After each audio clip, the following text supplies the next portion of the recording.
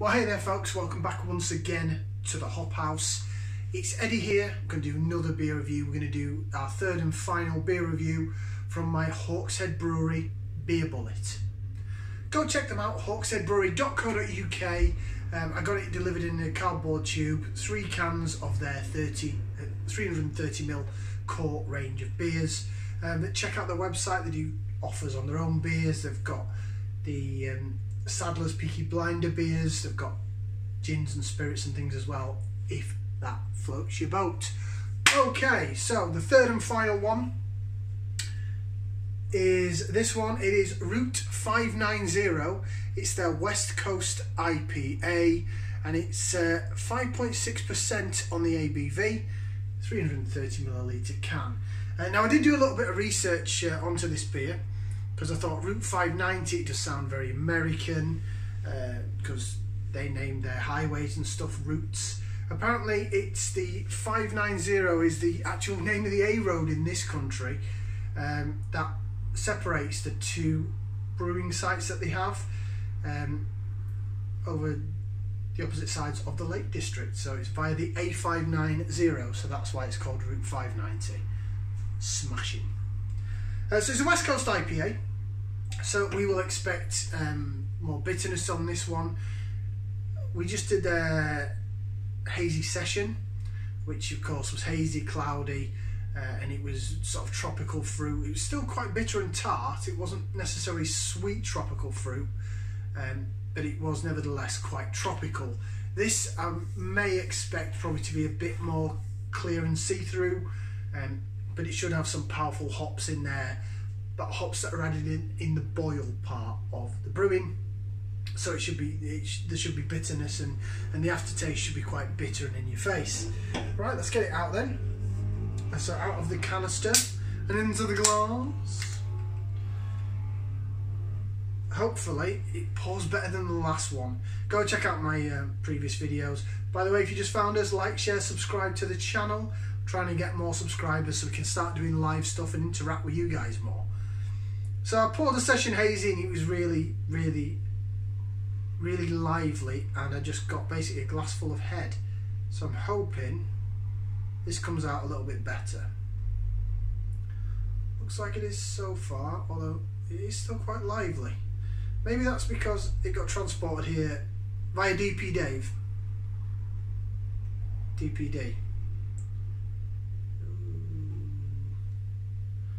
Going to stop it there a second and let it calm down. Again, head is huge on it. I'm not liking this massive head. A man complaining about head. Right, so hold up to the glass and it is actually cloudy. It is. I cannot see through that. So it's cloudier than I thought it would be. There's no rules to brewing beer. I mean, I don't brew my own beer. I don't work in the industry. I'm not an expert. So all this is just opinion, and as when you try anything, if you're a wine taster or a beer taster or whatever it is, foodie, you like what you like and it's your opinion. But to me, what I've found so far is that West Coast IPAs do tend to be the clearer side of things. But I suppose it just depends if they put findings in the beer, and it doesn't look like they put much of it in there. But you know, Hawkshead, they're down the craft beer route, so I suppose they don't have to. It's their brewery, they can do what they like. As I did previously mention on the previous videos, just in case you haven't checked them out just yet, Hawkshead were taken over maybe a year, 18 months ago, possibly a bit longer than that, but I don't think it was that long ago, by a company called Halewoods. They're a bit of a bigger branch company that deal more with the spirits and the wines. So I thought I'd order a beer bullet from them because I got it at a good price, and just see if the beers had changed, see if they had gone down in quality. Last time I got a beer bullet, I did get this. I also got the beer that we just reviewed prior to this, which was the hazy session, and I also got their double dry hopped IPA, which was called Unfashionably Late. I think it was about 7.5% ABV, and it scared me so much so that it sat in my fridge for absolutely ages because I didn't drink it because of how strong it was. And then when I drunk it, it was absolutely delightful, and I wished I'd have had it sooner.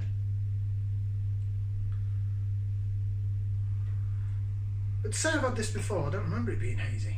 I honestly don't. So maybe they've improved it. Who knows? Right, I think I'm going to have to get rid of some of this froth. Now, I did this last time and it left a real bad bitter taste in my mouth. But saying that, this is a West Coast IPA, so we expect it to be bitter and hoppy.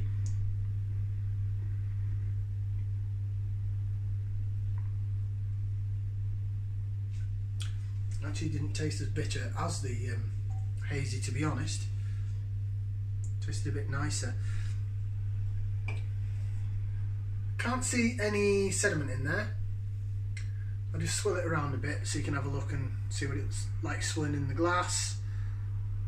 But I've livened up the head again now, so that was a bit of a daft move.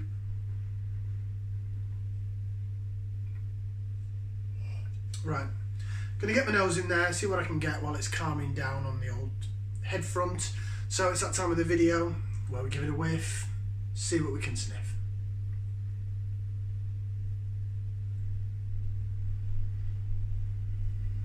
I'm not really getting anything, to be honest.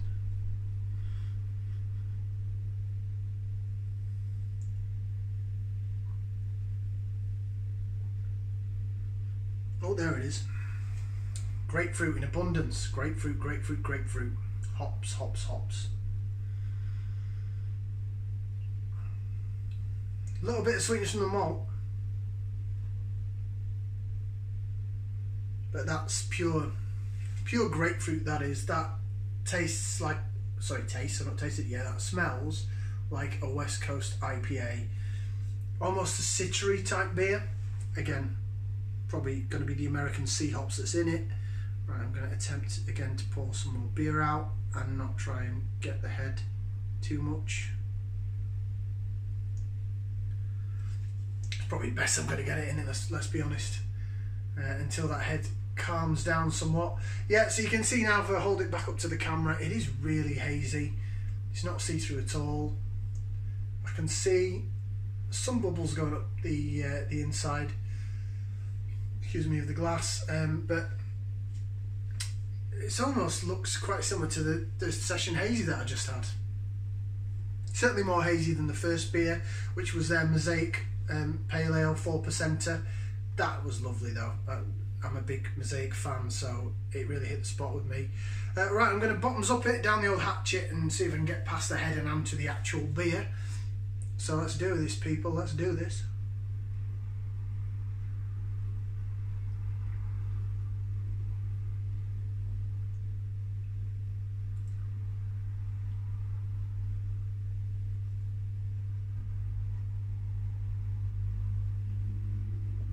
Whoa, that's really refreshing. That's really nice.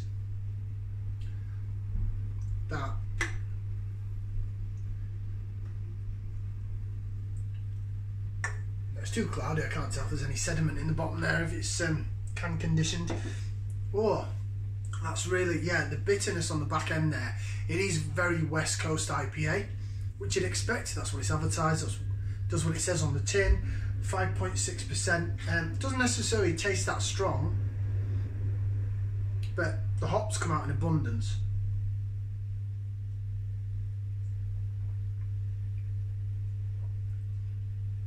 Very, very bitter.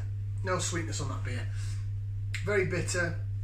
Can't really taste much malt going on. There's no sort of evident sweet taste from the malt or barley or whatever they've used. Maybe some oats. Some beers like this have oats in it, but it's all about the hops. It's all about the hops. I would say sea hops are in that. I would say probably some Cascade, some Citra, some Centennial, maybe some I don't think it's got Mosaic in it. Maybe some Simcoe or Chinook.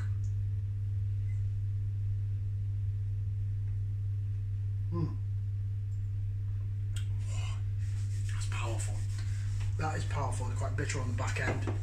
Aftertaste is there, it lingers on the back of the tongue, as you would expect with a West Coast style IPA. So, What have we got on the can for information? It just says Hawkshead Route 590. West Coast IPA that's all about the hops. Indeed it is. Dry and crisp with aromas of orange, lemon, passion fruit and papaya. And waves of palate cleansing bitterness, which make way for more tropical and citrus fruit notes. I was struggling with the smell at first, I'll admit. But taste-wise, yeah, it's all about the hops. It's all about bitterness. Yeah, this probably would be a good palate cleanser, to be honest.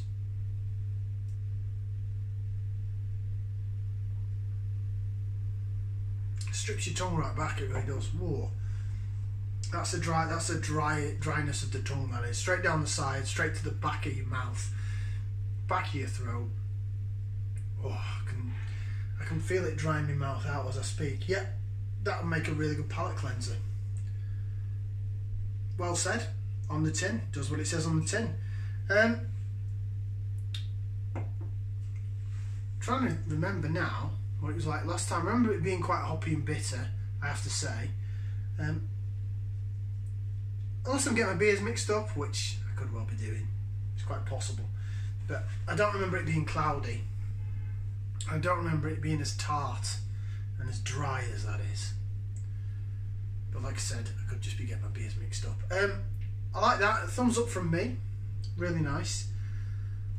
Would I give it 2 thumbs up? No, I don't think so, because it is so dry on the back end. And the last 2 would certainly more refreshing. On the first taste, it was refreshing, because I said that earlier in the review. But once you drink more of it, it is really tart and dry on the back end. But it's a West Coast IPA, that's what you'd expect. Think of Oakham Citra with a kick up the arse. Think of when we did the Brewdog Punk IPAs, we did the old versus the new, the old Punk IPA. This is also 5.6%, so it's the same strength as the old Punk IPA. Yeah, beer brewed, Hawkshead Brewery, Mills Yard, Staveley, hawksheadbrewery.co.uk. Go check them out on their website. To me, I don't necessarily think the quality of their beer's gone down. It's a shame really that they're taking over the Sadler's Brewery, and the Sadler's Peaky Blinder Christmas Pudding Stout went from 6% down to 4.5%, and it suffered. So it is a shame what they've done with that. I think they've changed a couple of the other Peaky Blinders, and they started making Peaky Blinder spirits, which would make sense with Halewood and them being spirit manufacturers. But on the Hawkshead front, Hawkshead Brewery, they seem to have left them alone to their own devices, and these guys still know how to brew really nice quality craft beer. Thumbs up from me. Go check them out. We will see you again on the next one. Like, share, subscribe. Cheers. Ciao very much. Ciao for now, people.